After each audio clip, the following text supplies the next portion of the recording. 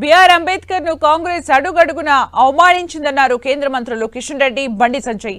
భారత రాజ్యాంగానికి కృషి చేసిన అంబేద్కర్ ఫోటోను పార్లమెంట్ లో కూడా పెట్టలేదని కేంద్ర మంత్రి కిషన్ రెడ్డి అన్నారు. అంబేద్కర్ చేసిన సేవలకు కృషిగా రేపు అనేక కార్యక్రమాలు నిర్వహిస్తున్నామని చెప్పారు.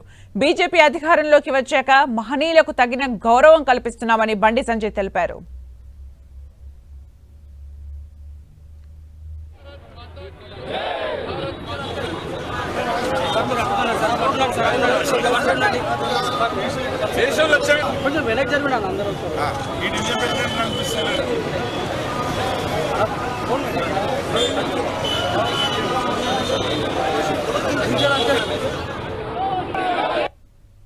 ఆయన బతుకున్నన్ని రోజులు కాంగ్రెస్ పార్టీ డాక్టర్ బాబాసాహెబ్ అంబేద్కర్ ను అడుగడుగున అవమానించింది.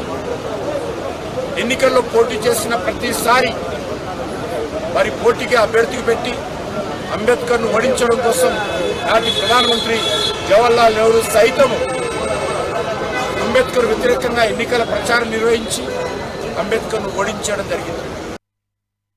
బాబాసాహెబ్ అంబేద్కర్ ఓడించిన పార్టీ కాంగ్రెస్ పార్టీ. మళ్ళీ తర్వాత ఎన్నికల్లో బాబాసాహెబ్ అంబేద్కర్ ఇండిపెండెంట్ గా పోటీ చేస్తే మళ్ళీ ఓడించిన పార్టీ కాంగ్రెస్ పార్టీ. బాబాసాహెబ్ అడగడుగున అవమానపరిచిన పార్టీ కాంగ్రెస్ పార్టీ. బాబాసాహెబ్ అంబేద్కర్ ఓడించినటువంటి కజ్కోర్ గారు అనేటువంటి వ్యక్తికి పద్మభూషణ్ ఇచ్చి, బాబాసాహెబ్ అంబేద్కర్ గారిని ఓడించినటువంటి వ్యక్తికి పద్మభూషణ్ ఇచ్చి సత్కరించిన పార్టీ కాంగ్రెస్ పార్టీ. చివరకు బాబాసాహెబ్ అంబేద్కర్ యొక్క మృతదేహాన్ని ఢిల్లీలో ఉంచకుండా ముంబైకి తరలించిన పార్టీ కాంగ్రెస్ పార్టీ.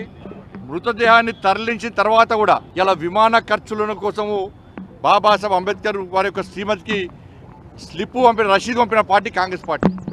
ఇట్లా అడుగడుగున బాబాసాహెబ్ అంబేద్కర్ను అవమానపరిచిన పార్టీ కాంగ్రెస్ పార్టీ.